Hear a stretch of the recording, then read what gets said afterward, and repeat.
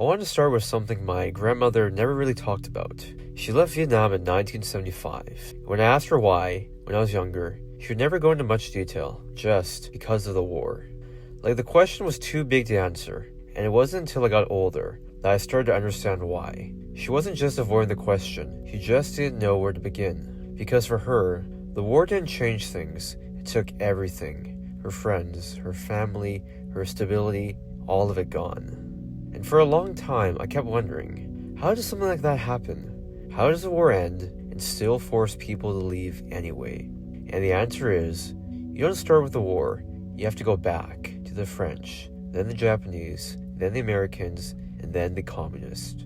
You have to understand 100 years of history before you even get to the moment she had to leave everything behind. Almost nothing happening right now started right now. So today, we're following that thread.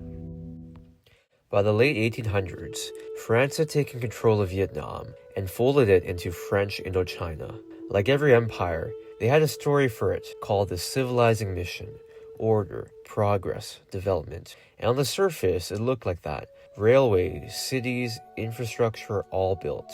But underneath, it was actually extraction. Land taken and plantations were built. For many Vietnamese, this wasn't development, it was control. But even that wasn't the whole story. Because in places like Saigon, especially Cholon, a different reality existed. My grandmother's family lived there. They were part of the ethnic Chinese community who built businesses and shops, creating a stable life. And for them, French rule didn't feel like a collapse. It felt like structure, safety, something you can build within. But systems like that don't stay stable forever. They only stay stable until something bigger breaks. Nous subirons. 10 ans, 20 ans davantage, et nous gagnerons. Ho Chi Minh spent years outside of Vietnam, traveling the world, working, learning, and observing empires up close. And what shaped him most wasn't just politics, it was ideas. He read the American Declaration of Independence, and one line stayed with him: all men are created equal. To him, that wasn't American history, it was a principle, a promise. And if it was real, it couldn't just be limited to one country. So when he returned to Vietnam, he brought the idea back with him. Not just independence, but legitimacy. The belief that Vietnam already had the right to govern itself. And in 1945, as Japan collapsed and France tried to take back control, he declared independence in Hanoi, echoing those same American words. But the world didn't respond in the way he thought.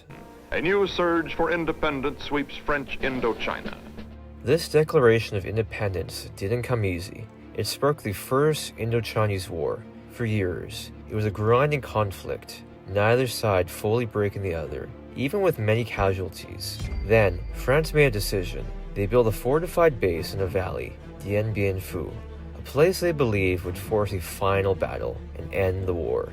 But the Viet Minh, led by General Vo Nguyen Yap, responded in a way the French didn't expect. They moved heavy artillery through mountains, by hand, through jungle terrain considered impossible. It wasn't easy, it wasn't fast, but it was relentless. And eventually, the artillery was positioned above the French base. The advantage shifted completely, and after 56 days, France surrendered.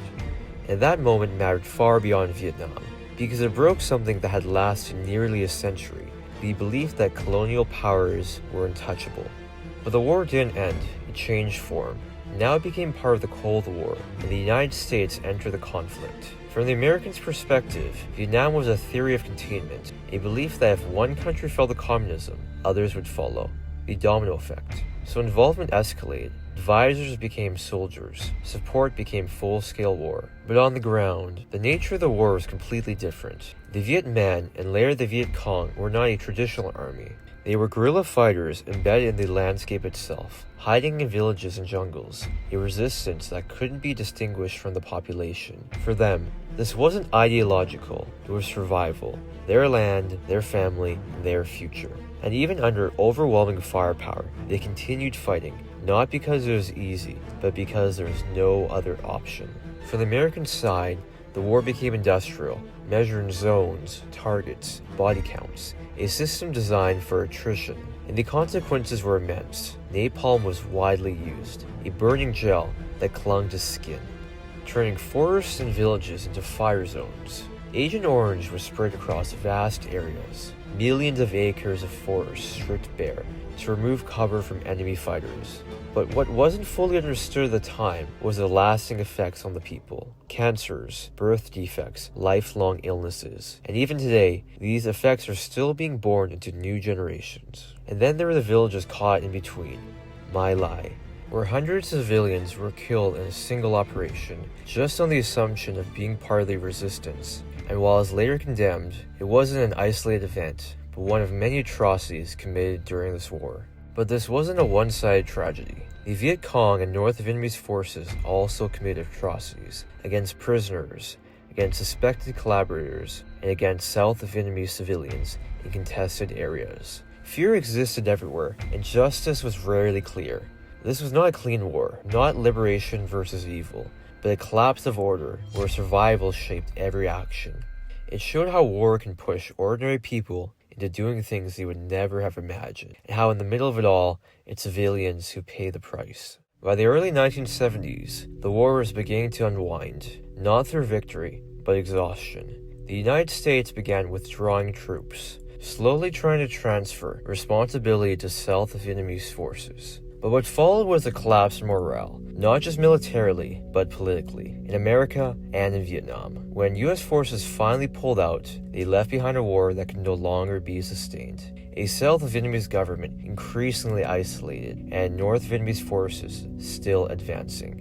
And by 1975, it was all over. In 1975, Saigon fell, and Vietnam was unified. For many, this was liberation, independence at last, a country finally whole again after a century of foreign control. But for others, it was collapse. Businesses disappeared, communities fractured, entire ways of living erased. And almost overnight, everything flipped. The system that once allowed families like mine to build something now turned against them. In Cholan, that meant persecution, not gradually, but all at once. My grandmother's world in Cholan no longer existed. And both of these realities are true, not because one cancels the other out, but because history never just happens to one side. Please help us to survive so that one day we can live in freedom again as you all. The United States are our only hope. After 1975, over 1 million people left Vietnam, many by boat. My grandmother left earlier and made it to Hong Kong.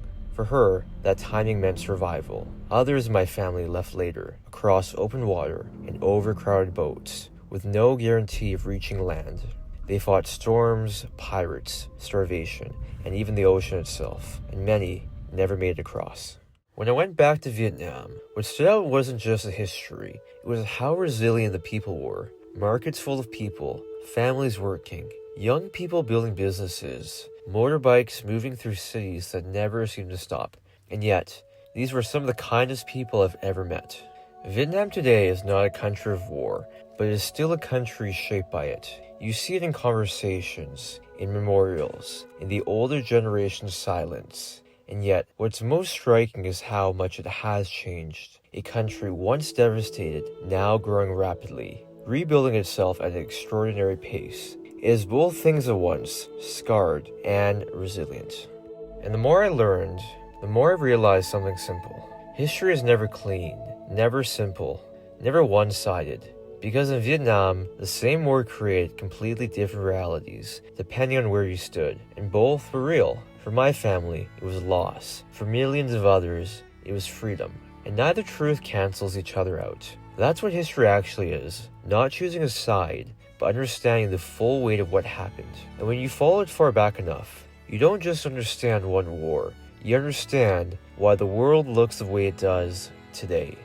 If this is the kind of history you want more of, the kind that doesn't give easy answers, then stick around, because there are many more stories like this, and they all begin earlier than you think. Thank you.